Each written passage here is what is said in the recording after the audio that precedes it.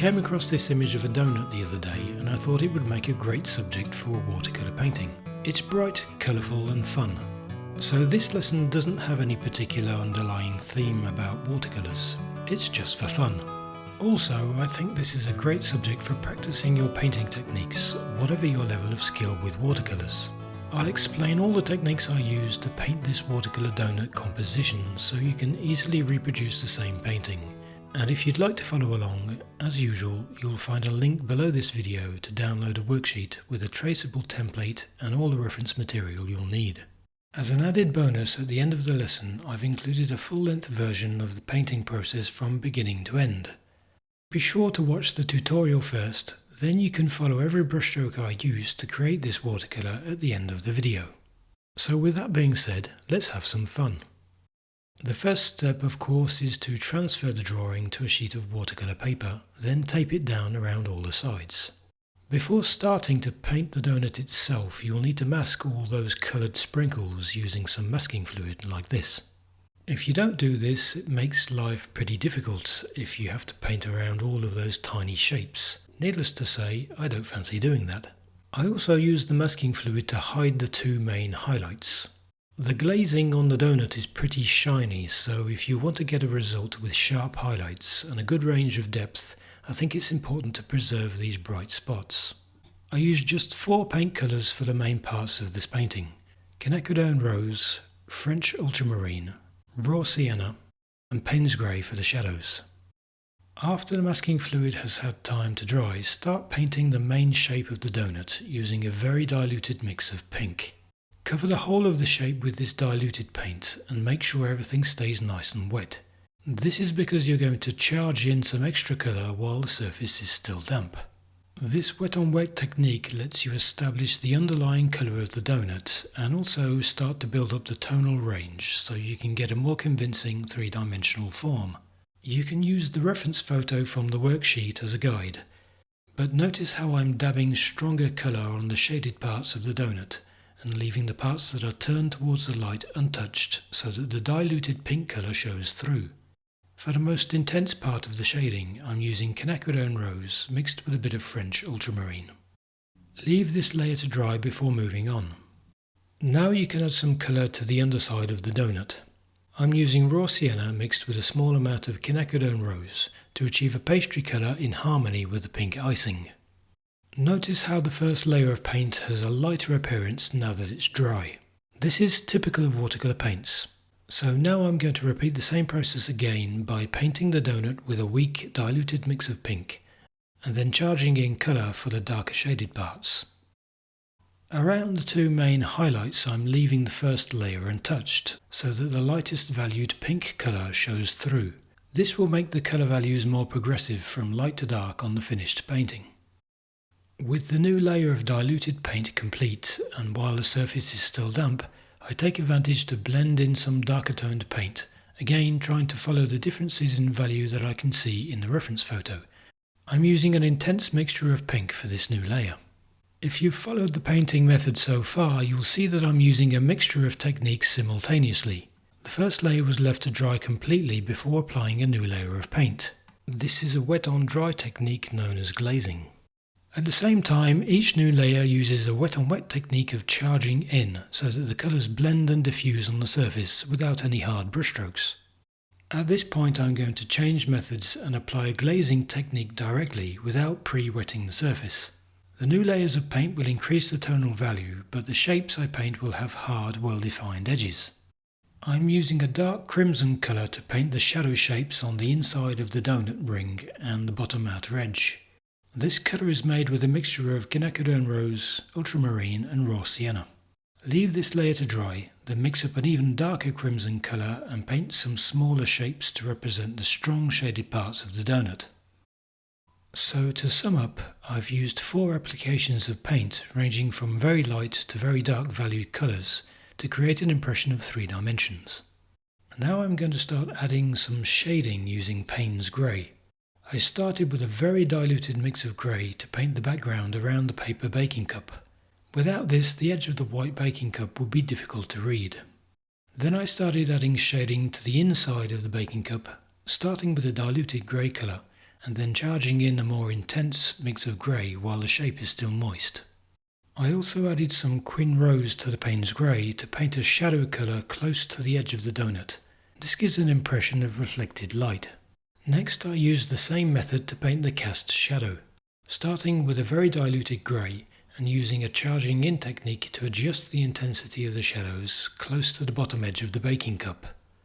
This creates a more realistic impression of shadows, which are always darker the closer they get to the object. Leave this layer of shadows to dry, then use a glazing technique to paint some small dark shadow shapes close up to the cup without blending the edges. Don't forget to add some shading to the folds in the paper baking cup. Using a light grey paint mixture, alternate between a shaded fold and leave a gap for the folds that are turned towards the light. At this point you can remove the masking fluid. Use a kneaded rubber or a rubber cement tool and make sure the paint is completely dry before you do this. Add some grey shading to the inside of the donut ring using the same process as before, first with a diluted grey and a darker colour charged on top, then a small dark shape with sharp edges up close to the donut. Now you can have some fun painting the coloured sprinkles. Use a variety of bright primary and secondary colours for this. You might also want to change your brush for a small pointed round, which is better suited for painting details. This is quite a long process, but keep in mind one thing when painting these sprinkle shapes. Try to leave a small white highlight which represents the direction of the light. You can begin to see this as I progress with the painting. Keep going until the last of the sprinkle shapes are coloured in. Now there's only one final detail to add to the painting. Add some cast shadows to the sprinkles themselves. This might seem a bit tedious, but it will make the difference between the sprinkles looking flat and making them seem to pop out of the surface of the paper. I used a fairly diluted mixture of crimson for this, similar to the hue used for the shaded parts of the donut. And here's the finished painting.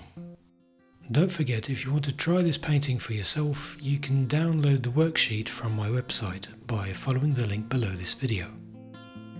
And as promised, here's the full-length version of the painting process.